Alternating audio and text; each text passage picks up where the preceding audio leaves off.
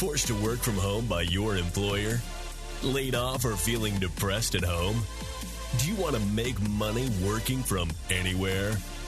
We'll show you how to do it from your couch. It's time for another episode of the Work From Home Show. Coming to you from their homes in Austin, Texas and Tampa, Florida, here are your hosts, Adam and Naresh. Welcome to the Work From Home Show, all of our homies out there today. We are once again here, Adam Schrader in Austin, Texas, Naresh in Tampa Bay. Today we're going to re-air another one of Naresh's episodes that he recorded on a show called Marketer of the Day with Robert Plank. And they're going to discuss some things about the changing online and digital economy and what that means for everyday workers and how it ties into a potential universal basic income. You've heard Naresh and me discuss the UBI, Universal Basic Income, and the PPP, the Paycheck Protection Program. So, listen in. This was from just under a year ago. It was back in November 2019, and it's even more relevant today than it was then because of this lovely pandemic. So let's listen in to Naresh and Robert. Marketer of the Day, episode 666. Focus, leverage, and value. Build your customer base and champion a cause with Naresh Vesa. Hey everyone, and welcome back to the Marketer of the Day podcast. We're here with return guest Naresh Vesa, and you can find his it's been a while, so I wouldn't say very old, but his vintage interview at marketeroftheday.com/121. And Naresh is a very interesting guy. He has all kinds of best-selling books, such as 50 Shades of Marketing, Podcastnomics, a Trump book. So he knows how to make those controversial titles and subjects. And he's here to talk to us about the future of freelancing, about the digital economy, about all kinds of things that you can and should know about automation, about outsourcing, about podcasting. We'll see where the interview takes us. So, Naresh, glad to be talking to you again. I know. It's a pleasure to be back on, Robert. I think it's been almost 3.5 years. So maybe 3 years. So it's great to be back. And I think we spoke about my book, 50 Shades of Marketing, back then. The book was kind of fresh on people's minds. And since then, I've come out with probably 2 or 3 books. So we can touch on those, but open game to talk about anything. Well, for the first thing right off the bat is some of those books that you have, such as 50 Shades of Marketing. What it reminds me of is that timeless concept of you can't really create a new movement, right? You can't really create demand for anything as much as our egos would like us to think that, but you can see what's working and hijack that a little bit, right? You can see what gets people going, gets people excited, where the marketplace winds are shifting, and then you just find that hungry crowd, or you get in front of where that trend is, and just right off the bat, seeing your bio and seeing what some of those books are about, it reminds me of that concept, right? Like if we had tried to teach podcasting to someone 20 years ago, it wouldn't happen, right? But podcasting is already a hot topic. Then you say, let me put my own spin on that, my own twist on that. So that's just what I see right off the bat here. Well, it's a really, really great idea that you bring up, and it's for anything. It's really any business idea or business venture. You're just going to have a better chance at succeeding if you go with something that's proven, if you kind of just piggyback off of what's proven and what works versus trying to reinvent the wheel and creating something new from scratch. And what I like to say is good artists, they borrow, but great artists, they steal. And when I say steal, I don't mean, actually going somewhere and stealing a painting or actually, rewriting word for word a story. But if you look at the book 50 Shades of Grey, for example, I mean, that author stole that idea from the Twilight series. It's almost a given. You read interviews that she's done, and she said, "Oh yeah, the inspiration for my book was the Twilight series." And look, I haven't read all the books. I've only read probably a few of the 50 Shades books. just kind of for more business purposes than for pleasure purposes per se. But anyway, you look at what she's done, and you look at some of the great innovations throughout history. I mean, you look at Apple, and Steve Jobs has talked about ideas that he's stolen, and you just put all those ideas together. You get one idea from here, one idea from there, one idea from a book you read, one idea from somewhere you traveled, and you steal those ideas and put them all together, and boom, now it's all your idea. And I think that idea, that concept is so important for people to learn, whether it's art or business or entrepreneurship. Doing what's already proven, and merging all those ideas together will create something just incredibly unique force.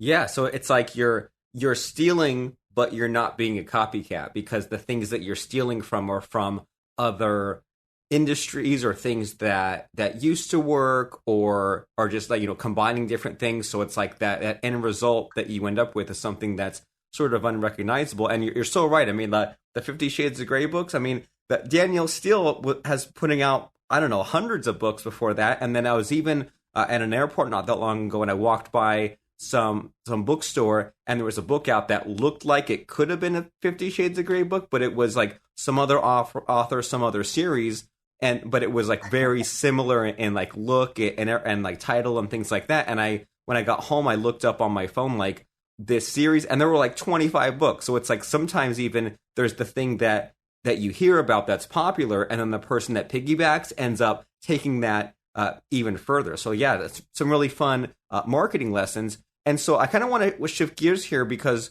I noticed that you're speaking a lot these days about regular workers transitioning into their freelancing careers, or how the small business economy is evolving. So can you unpack that a little bit? What has been your thoughts these days about this whole freelancing thing?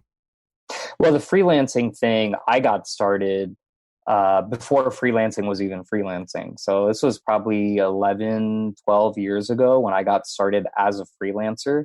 And I think that's how a lot of small businesses are started in general, going back to the beginning of time. It's like one person goes out on their own and tries to do something on their own. And then whatever they're doing kind of grows and grows, and they need help. So they hire somebody, and then that grows and grows, and then they hire somebody else. And that's essentially how businesses are started. In the case of freelancing, as we know, technology and automation has really changed almost everyone's life, whether you're in a third world country or you live here in the United States. Technology and automation has become a huge part of our daily lives. And because of technology and automation, many workers have either been replaced, displaced, or they've seen cuts in their, they might still have, they might go from full-time to part-time. And so with that being said, with these kind of, let's call them cuts, that's spurred this kind of entirely, I don't want to call it new anymore, but it's spurred this entire segment called the freelance economy, which is really driven by online and digital. And my book, 50 Shades of Marketing, kind of shares tips and strategies that any business person, including freelancers, can do to get themselves out there and leave that online and digital footprint. But the freelance economy is continuing to grow. And I saw a statistic that by 2028, and I've actually seen statistics that show that even before that, but by 2028, more than 80% of the US economy is going to be freelance. And so what does that mean? Well, first off, who are freelancers? What are freelancers? Freelancers are essentially workers who don't work for an employer. They don't have a boss. They work for themselves. They're essentially solopreneurs. And they generally have one service to offer. So you have freelance graphics designers, freelance web designers. I wouldn't call yourself a freelance business person because you probably do many different things, or you probably manage legitimate companies. But a freelancer is someone who specializes in one specific niche. So if, let's say you're a plumber, you can absolutely become a freelance plumber if it's just you and you decide that you don't want to work for a plumbing company anymore. You want to get your own clients, you want to take your own calls, you want to have your own schedule. Now you're a freelance plumber. And then once you incorporate a business like an LLC or an S Corp and get enough clientele to where you need to hire somebody to work under you, you've turned that freelancing profession into a legitimate small business. So that's what freelancing is. And even talking about the plumbing example, nowadays, the plumbers, how are they going to get clients? How are they going to get referrals? Well, they need to have good reviews on Yelp or on whatever plumbing review sites there are. They need to have good reputations online. They need to have a website. I mean, this is the way of doing and transacting business in the 21st century. And so because of the online and digital tools available, freelancing has kind of risen and has become extremely popular. And I expect Gen Z, so we keep talking about the millennial generation, but Gen Z is actually quickly about to join the workforce. And so once Gen Z joins a workforce, it's looking like, at least the data is showing, that many of them will opt to go the freelance route because of the skills that they're gaining in college or technical trade schools. And this is only going to continue to rise, which means fewer jobs in corporates. Well, this is really a result of fewer jobs in small business and corporations, because it's cheaper and more cost effective and less liability to outsource to freelancers, whether that's freelancers within the US or outsourcing overseas to online and digital freelancers. So that's just a little bit of an overview. We could delve into this some more, but the freelance and the online and digital economy is really, really growing. Freelancers are spurring that change, and more companies, 2008, 2009, major financial crisis led many industries, especially the banking spaces, financial spaces, to cut costs, cut employees, and outsource overseas. And whenever that next financial crisis happens, we know it's going to happen. We just don't know when, but it'll happen sometime. Whenever that happens, is really that's going to essentially be the excuse that jump starts and gives a freelance economy the domination that it's close to attaining.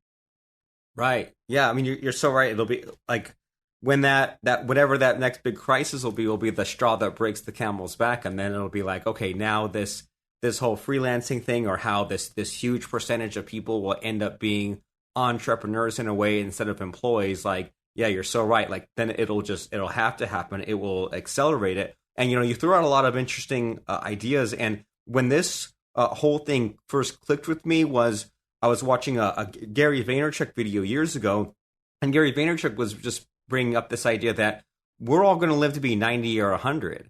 And the old day way of doing it was to live to 60 or 70, right? You'd be 18 years old, you get a job at a gas station or get a job working at PG&E, and then that would just be your 9-to-5 job your entire life, and you drop dead by 60 or 65. But now that we're all going to live to be 100, that doesn't really work anymore. And then you have this millennial generation where a lot of them have caught on to this idea of like your stereotypical millennial, right? They just want to make a few $1,000s a month. They don't have aspirations of making tons of money. They want to make their $2,000 and travel the world and do what they want and try out different freelancing things, or try out different sharing economy tasks instead of having a whole career. And then a lot of what you are getting into here reminds me of some of the Andrew Yang stuff, right? The universal basic income, of saying that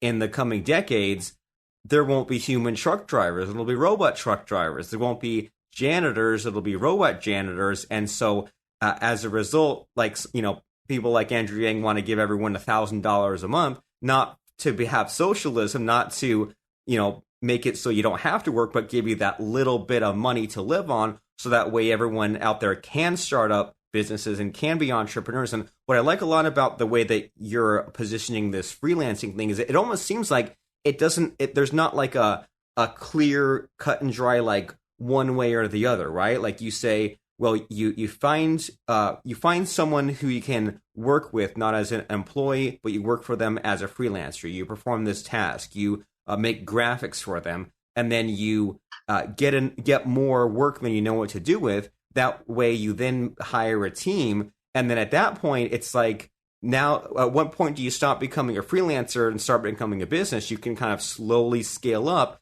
into now your own business, and once you have employees, and once you have clients, and once you market, and maybe you have an email list and a book, it's like at some point along there, you stopped being a freelance worker and you started being a business owner. And so as far as like the practicality of this sort of thing, did I hear you right in you saying that you yourself have been on this path, right? You started 12 or so years ago as far as the freelancing, and like how has that journey been? Like, was there ever a point where you suddenly like had to scale a lot, or did you move into other services, or like just how was the journey for you from starting as a freelancer to where you are now? Well, there's so much to unpack on what you just said, and I want to touch on almost all the points that you hit on. But to answer your question head on, I got started 12 years ago as a freelancer. I was still a college student, and I didn't go full time. I didn't jump full time into freelancing until about 6.5 years ago. And it was a few months after I jumped in when I realized, well, I could actually turn this into a business and expand it. So that's when I incorporated, and that became Krish Media and Marketing. Now, in my case, and let me talk about kind of 3 or 4 keys, because we're talking about this growing freelance economy, and we probably have a lot of younger listeners just taking a listen. And what does this mean to them? I mean, it's not even the younger people; it's everybody. You said people are now going to be living until the age of 100 or so. So we're talking about everyone here. It's not just the Gen Z, the teenagers who are affected by this. Even people currently who are 50 years old, they're affected by this too, because they've got another 50 years to live. So I want to talk about what I think are 4 keys that people need to pay attention to. And number 1 is skills are today's currency. Skills are today's currency. And what I mean by that is it's not about how much money you have, what schools you went to, what degrees you have. Because previously people thought, oh yeah, I go to this brand name school and then that's the currency to keep myself in the workforce for the rest of my life. But now we live in a skills-based economy.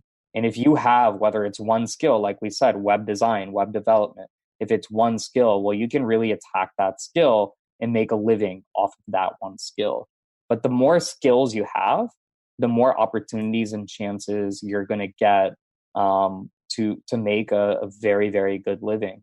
Now, on top of the skills, there's focus, there's leverage, and the skills lead to value creation. So the point in skills is skills create value. Someone is going to value your skills because it is of value to their firm or to themselves. So the reason why I've been in business for almost 7 years is because I developed skills when I was in school and when I was working at a corporate or at several corporate jobs after school. I developed those skills, and then other companies and other people valued my skills. And then I was able to hire people who had skills that I didn't have. And then now those skills are a part of my company, and clients valued those skills as well. So there you go. Skills lead to value. And then if you really want to turn things into a business, if you really want to scale, I brought up focus and leverage as well. Well, focus simply means if you have in my case, an online and digital e-commerce agency, well, I'm not trying to go around and fix toilets on the side for a living or full-time for a living. You have to be very focused in concentrating and working on what your core competencies. So What that also means is take a look at where the bulk of your revenue is coming from. Who is your customer base? And if you, most of the time, 80% of your revenue comes from 20% of your customer base. 80% of your revenue will come from the same 20%. So really focus on that 20% and try to grow it. Try to grow that from 20% to 100%.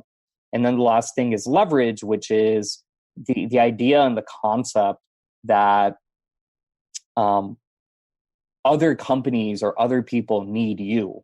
You don't necessarily need them. Once you've reached that stage of your business or your career to where people are coming to you and saying, hey, can you do this? Can you do that? That's when you know that you have something that's long-term and sustainable. And to give you an example, I think this can be done on the employee side as well. And my father retired maybe a few years ago, and he's still being hit up by companies saying, hey, we have this, he's a retired engineer, and he has former clients, former employers coming to him saying, hey, we got this huge problem. Can you come out of retirement for a couple of weeks and just help us with this problem? That's what I mean by leverage. And when you're a business and you're at that point to where you're basically recycling and churning out business on a consistent basis to where you don't have to hire salespeople anymore, they're just kind of coming to you. Now you've got that leverage. And so I think freelancers of all types need to keep these 3 or 4 principles and ideas in mind, but it all starts with skills, because skills, like I mentioned, are today's currency. Now, unpacking what you said earlier about universal basic income, Andrew Yang, and some of those ideas, well, I got to say, I wrote a book called Trump Book, How Digital Liberals Silenced the Nation into Making America Hate Again.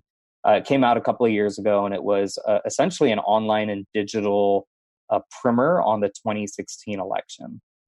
And so I follow politics, I follow online and digital. And I got to say, Andrew Yang is absolutely crushing it when it comes to online and digital strategy. He's come out of nowhere, really, no-name guy. People are just now seeing him for the first time, have no clue who he is, but he's doing extremely well. And his concept of universal basic income, it ties into freelancing and this rise of this new economy, because he wants to give $1,000 a month to every US citizen. And this actually is not universal basic income. He calls it a freedom dividend. Universal basic income, if you look at previous papers written about it and ideas, it's a lot more than $1,000 a month that universal basic income wants to give folks. That universal basic income is essentially a standard or living wage. So we're talking about $15,000 to $20,000 a year. In Andrew Yang's case, he's just saying, look, $1,000 a month is not enough to live on. It's not enough for a standard wage. But what it does is it gives you enough capital. It gives you capital in the bank to where you don't have to worry about, the healthcare, the housing expense, the food.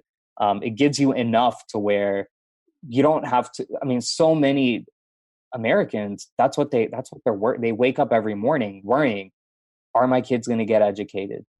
How am I going to pay for this medical bill? How am I going to put food on the table? And $1,000 a month will help curb that.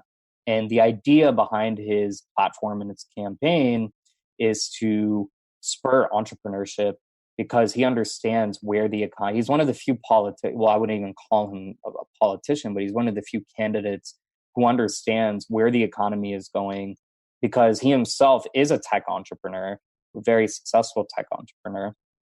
And so it just makes a lot of sense, I think. And I consider myself to be somewhat moderate, but it just makes a lot of sense, because people can then be more creative and they can hone their skills and develop those skills so that they can become successful freelancers.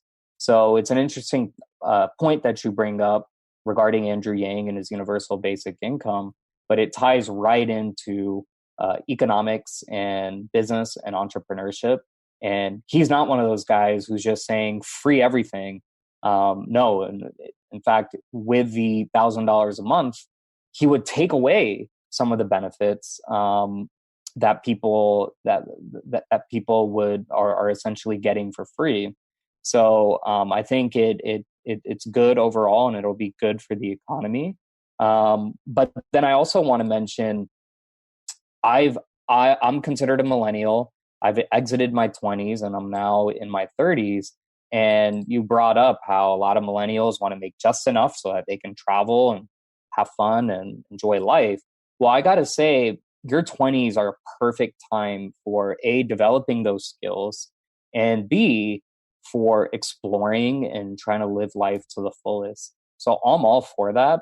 I think people in their 20s should see as much as possible, learn as much as possible. That's what the 20s are for. They're for seeing and experiencing and learning.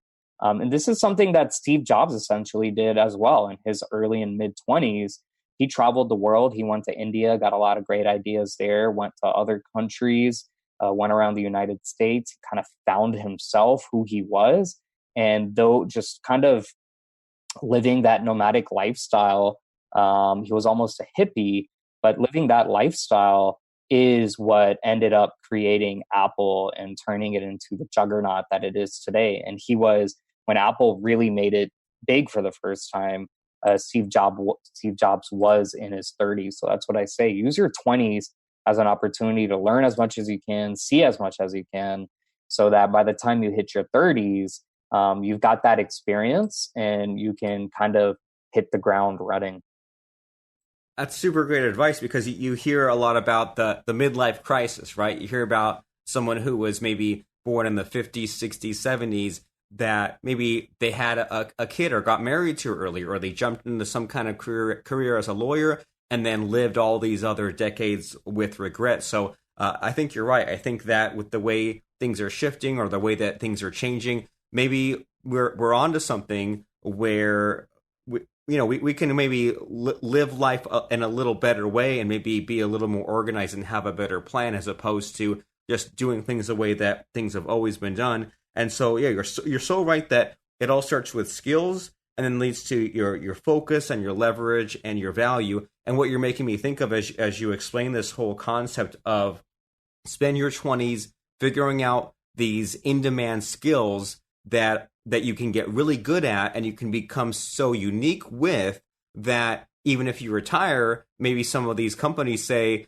well, can you come out of retirement for a couple of weeks? Or maybe now you can pick and choose who you want to do business with. That sounds like freedom to me. But what you remind me a lot of is for the last couple of years, my business partner and I have been teaching voiceover artists how to go on sites like Fiverr, for example, to make money, doing these quick voiceover commercial slots. And a lot of these people, once we've gotten to know them, a lot of them are former radio DJs, and they learned all these skills. They learned all this stuff with audio equipment and performing. But then, the radio business went by the wayside, and a lot of it became free, like satellite radio or podcasting. And then a lot of these guys, now that they're in their 40s and 50s, maybe even 60s, then they ended up trying to change careers. But then they had to neglect or ignore their real passion, which is some of this, DJing, performing,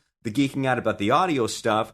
And then they rediscovered from freelancing and the sharing economy, then how to do voiceovering. But then now they're in maybe stage 2 of the rat race, right? The old way of being an employee didn't work. They jump into freelancing, but then now there was the issue of how to stand out. And from this experimenting you're talking about, some of these voiceover guys, they found their specialty in maybe doing character voices, or their specialty in doing podcast editing. And so then they kind of found a way to differentiate themselves. And then it seems like these freelancers that are succeeding are the ones that then treat their freelance business like a real business, right? They hop on podcasts like you're doing now, or they put out books or blog posts or videos, but they don't just limit themselves to just this one marketplace or just this one client, because that's just getting a new job, right? They realize that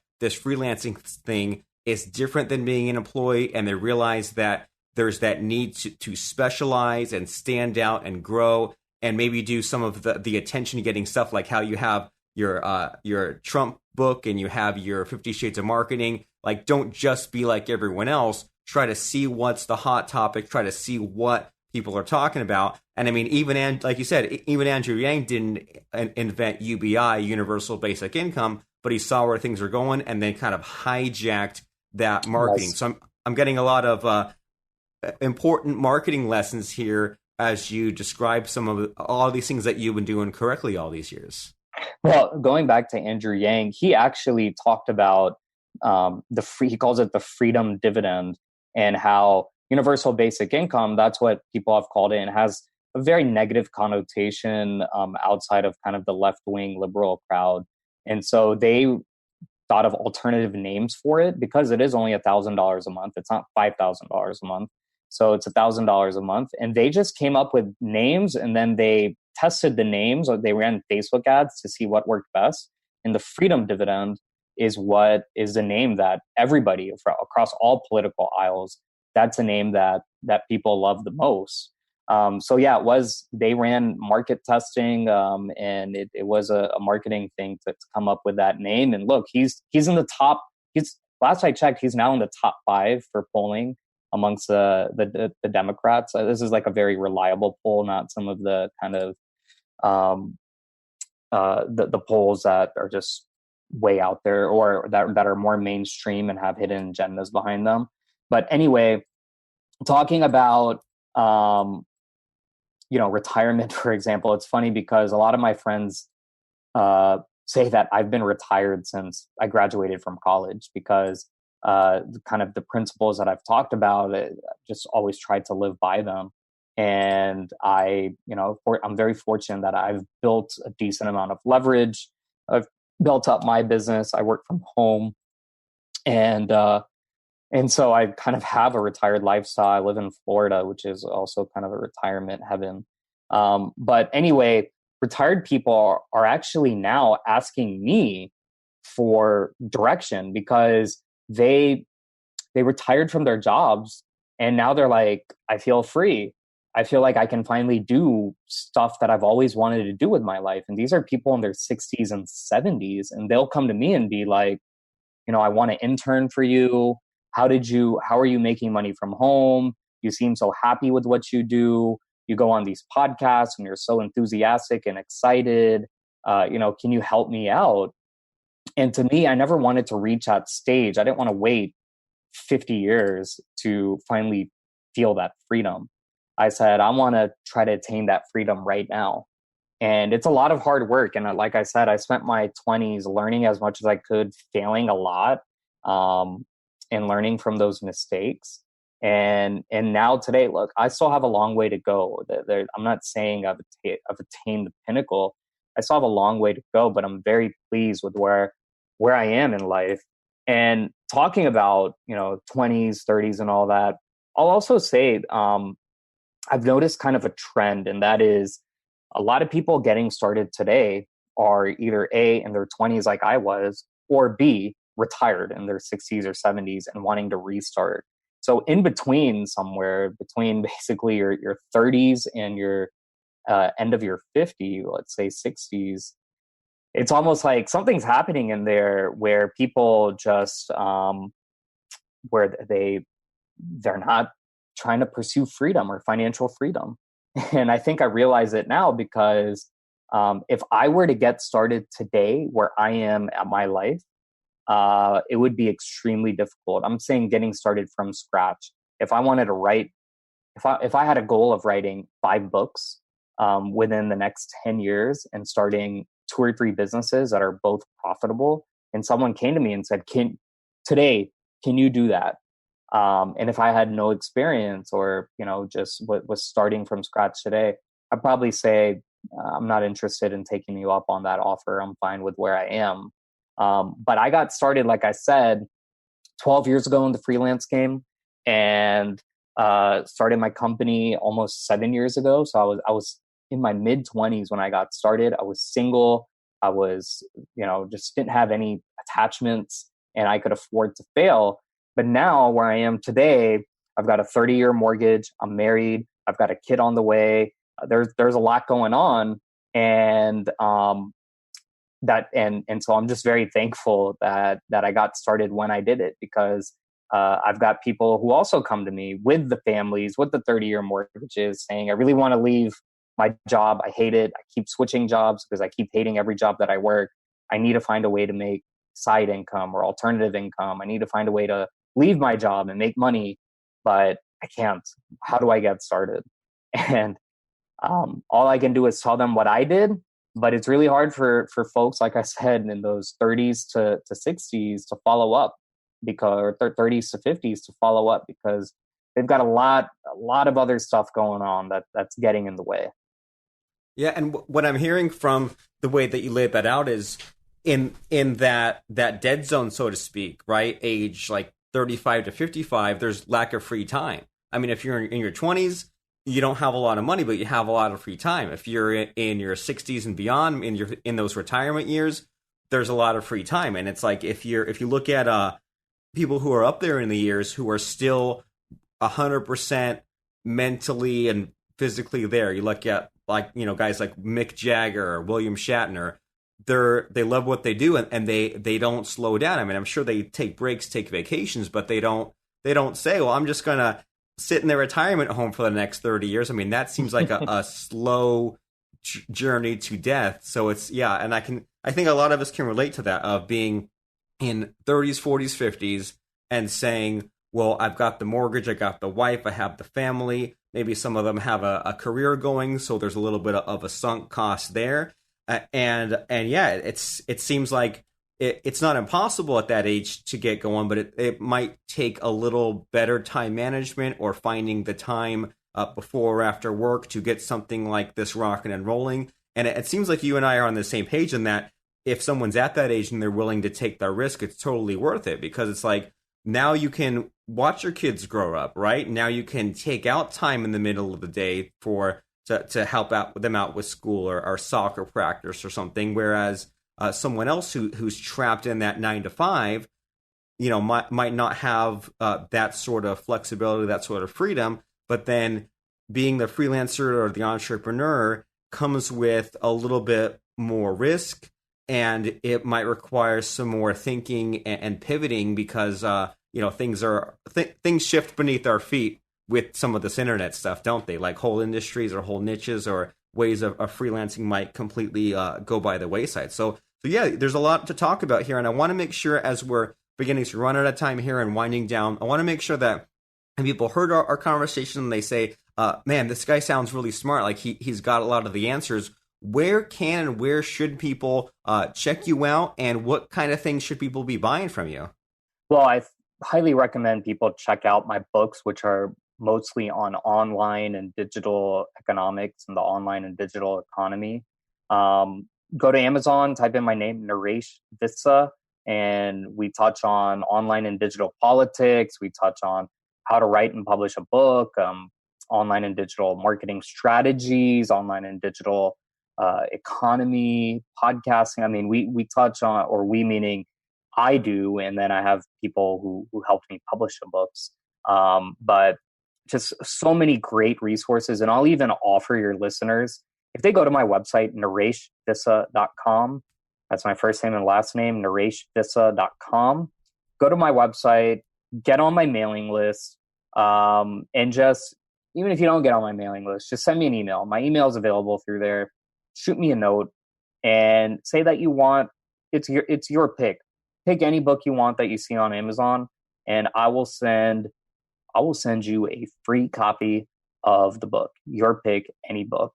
So check out nareshvissa.com, go on Amazon, type in my name, and let me know what books you want. Super cool. You can't turn that offer down. So just to make sure that we can all spell Naresh Vissa, that is NARESHVISSA.com. And the way that you lay that out there, Naresh, like I think it's a good idea for people who are listening, maybe not just to this podcast, but podcasts in general. Maybe treat the listening of podcast episodes as trying out different personalities. And if you listen and you hear different guests, such as Naresh, that really resonates with you and you say, I want to find out more about this person, almost every guest on almost every podcast has a website and has a way for you to jump on their list. So if you liked what Naresh had to say, then go to his website, nareshvisa.com, and hop and join his list. And if you make this a little bit of a habit, then you're going to fill your inbox with people that, first of all, you got to know them a little bit from the podcast interview, but they all have ideas and they all have suggestions that make sense to you. So you're not getting a bunch of spam or a bunch of junk or a bunch of things that you're not even sure why you're reading these emails. If you choose to join the list of people that make sense to you on podcasts, I think that's a really good strategy moving forward. So NARESHVISSA.com. And do you have any final just parting thoughts to say as we wrap up a conversation here? Well, I think the key to life in general, not just business, but the key to life is you have to act. Action is more important than just thinking about things in your mind. Too many people say, oh yeah, I've got it in my head. It's in my head. It'll come out one of these years, and it just never comes out. But you have to act. You have to do. Don't be one of those people who just stands by and watches. If you want to make stuff happen, you got to get up and you actually got to do it. Regardless of your age, we talked about kind of that dead zone between your 30s and 50s. But really, those are the people who want to get out of the dead zone because they're in the dead zone.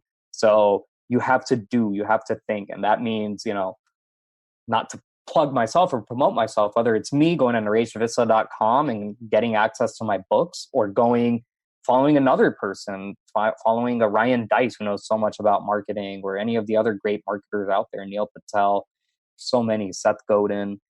It's kind of actually doing. And so subscribe to the newsletters, subscribe to the blogs, read books, and then do whatever it is you want to do. Start working on it, take action, move forward, show progress.